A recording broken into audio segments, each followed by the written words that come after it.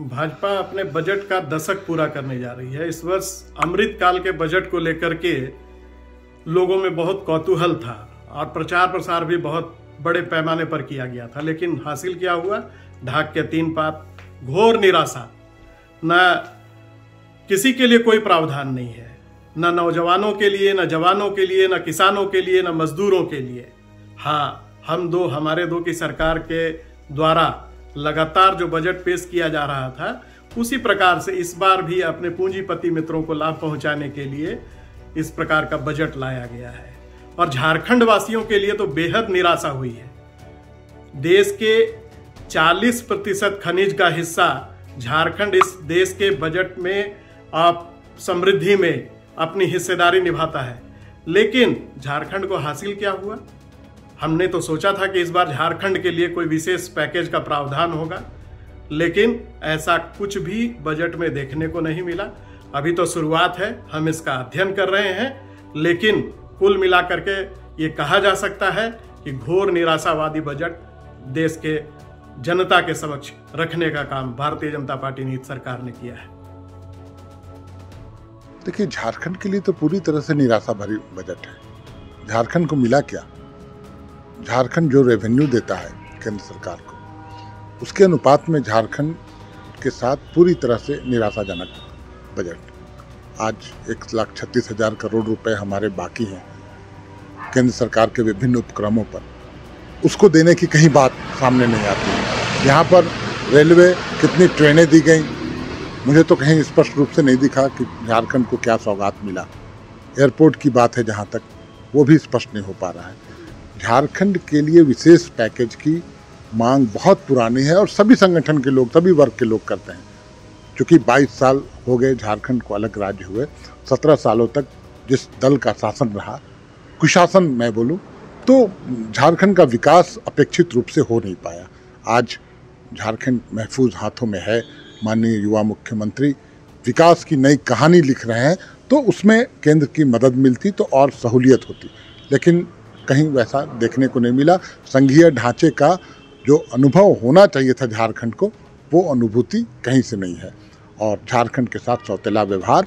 झारखंड जो खनिज संपदा, आज हमारे यहाँ के कोयले से ही पूरे देश जगमग होते हैं, लेकिन आज झारखंड को पूरी तरह से ठगा गया, छला गया। तो देखिए, मैं बताऊं आपको, जो टैक्स स्लैब होता है वो 2.5 से 3 किया गया है। मात्र 50,000 की बढ़ोतरी की गई है जो मेरे जानकारी में है।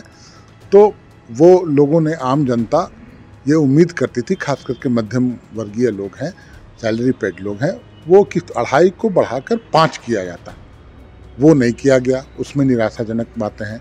15,000 करोड़ की जो बात करते हैं, पहले पूर्व में आप उठाकर देखें तो आदिवासियों और आदिवासी क्षेत्रों के कल्याण के लिए कई एक सारी योजनाएं लागू की जाती थी, लेकिन 15,000 करोड़ रुपए, अरे आप तो 2 लाख करोड़ रुपए अपने पूंजीपति मित्रों को ऋण पर दे देते हैं, वो भी गलत आंकड़े पेश करके। हिंडनबर्ग रिपोर्ट सबके सामने है। और 15,000 करोड़ में पूरे देश के आदिवासियों का क्या कल्याण होगा? झारखंड में ही कम पड़ जाएगा वो। तो झारखंड तो एक आदिवासी बहुल क्षेत्र है, झारखंड के लिए क्या योजना इन्होंने लाई, तो पूरी तरह से निराशाजनक है। और मुझे लगता है कि लोगों को उम्मीद थी कि चुनावी वर्ष से कुछ जन कल्याणकारी योजनाएं सामने आएंगी, लेकिन ये पूरी तरह से निराशा है, झारखंड के लिए भी और संपूर्ण देश के लिए भी। को पता है कि बजट जो है वो आज हमारा प्रस्तुत हो चुका है, ठीक है। अभी उस पर डिस्कशन जो है वो चल रही है। और ये जो हमारा बजट है इस बार का, वित्त मंत्री के द्वारा, जो कि निर्मला सीतारमण जी हैं, उनके द्वारा प्रस्तुत किया जाता है। और ये हमारा अमृत काल का जो है वो पहला बजट है, और इसे ऐसा माना जाता है कि अमृत काल का ये एक तरीके से रोड मैप होने वाला है, ठीक है। इसमें बहुत सारे सेक्टर को जो है वो ध्यान में रखते हुए बहुत सारी अलग अलग चीज़ों की शुरुआत की गई है। बट कुछ ऐसे सेक्टर हैं जिनको भी ध्यान में रखना चाहिए, जो कि हमारे देश की नींव है, जैसे कि एजुकेशन, हेल्थ, ये सारी चीज़ों को जो है वो सबसे पहले प्रायोरिटी देनी चाहिए। और जो हमारे अन्नदाता हैं, जो कि किसान होते हैं, ठीक है। तो मुझे ऐसा लगता है कि महिलाओं के लिए तो काम की गई है, जैसे कि महिला सम्मान निधि योजना की शुरुआत की गई। और जो आम जनता है, जो कि निचले स्तर की जनता है, उनके लिए भी जो टैक्स स्लैब्स में छूट दी गई है, ठीक है। तो ये सारी चीज़ों के अलावे भी मुझे लगता है कि एजुकेशन वगैरह में थोड़ी इम्प्रूवमेंट करनी चाहिए। Thank you. इस बार के बजट से मुझे आशा था कि किसानों के लिए कुछ अच्छा होगा, पर बजट को देख के अब नहीं लगता कि इस साल भी सरकार पूरी कर पाई है। ठीक है, तो जैसे कि मैं एक किसान परिवार से आता हूँ, मैं यहाँ पे बहुत मुश्किल से पढ़ लिख पा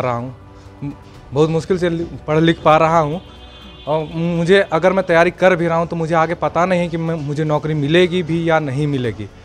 मैं 10 साल नौकरी करता हूँ, सरकार प्राइवेट नौकरी करता हूँ, उसके बाद अगर सरकारी मिल भी जाती है तो बहुत मुश्किल से मिलेगी।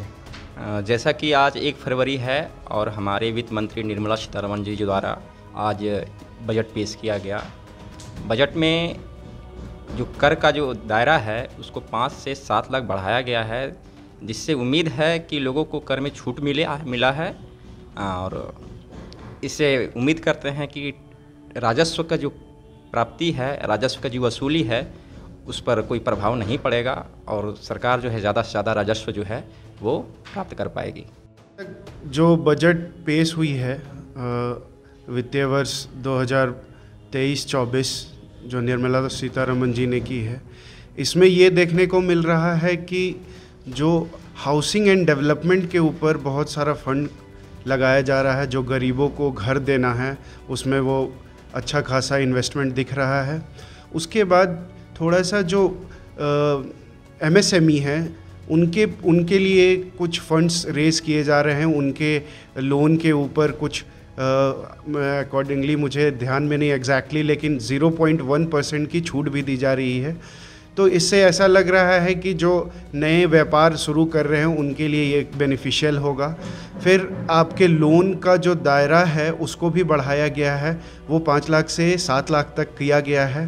तो थोड़ा थोड़ा ये देखने को इससे ये पता चल रहा है कि जो छोटे उद्यमी हैं उनको सरकार पुशअप कर रही है कि आगे वो अच्छा करे।